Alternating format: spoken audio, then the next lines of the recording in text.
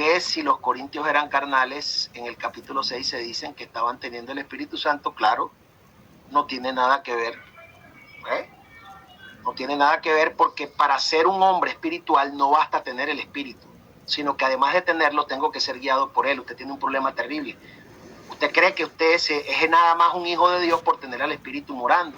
Pero el punto es que la Biblia dice que los que son guiados por el Espíritu de Dios, estos son hijos de Dios. Entonces ellos tenían el Espíritu, pero no eran hombres espirituales. Porque Pablo les dice, os di a beber leche y no vianda, porque sois carnales. Y no pude hablaros como espirituales, sino como a carnales.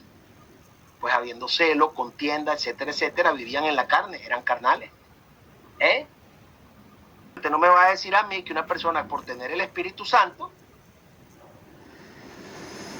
simplemente ya es un hijo de Dios, cuando Pablo dice, no, los que son guiados.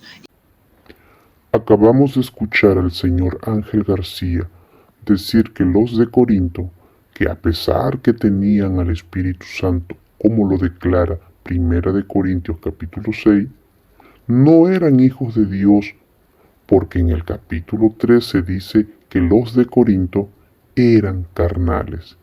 Y según Ángel García, para ser un hijo de Dios, no basta con tener al Espíritu Santo morando dentro de las personas, sino que hay que ser guiados por el Espíritu de Dios. Y como los de Corinto eran carnales, entonces no eran hijos de Dios, aunque tenían al Espíritu Santo, según Ángel García. Si esto es así, entonces cuando Pablo envía su carta a los de Corinto, el versículo 2 del capítulo 1, que dice así: a la iglesia de Dios que está en Corinto. Para Ángel García, el texto debería de decir así: a la iglesia del diablo que está en Corinto.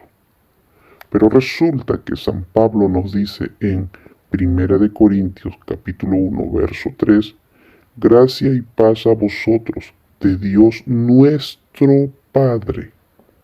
Según el texto, Dios era el Padre de Pablo y de los de Corinto, a pesar de las carnalidades de los de Corinto.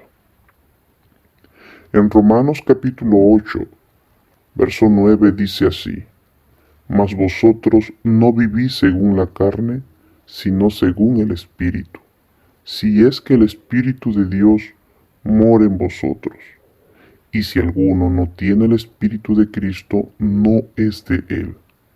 La conclusión lógica es que los de Corinto sí eran de Cristo porque tenían al Espíritu Santo, y como eran de Cristo, eran hijos de Dios. Ángel García no se da cuenta que en Romanos 8:14, que dice, porque todos los que son guiados por el Espíritu de Dios, estos son hijos de Dios, fue la experiencia que tuvieron los de Corinto al leer la carta que el apóstol Pablo les envió.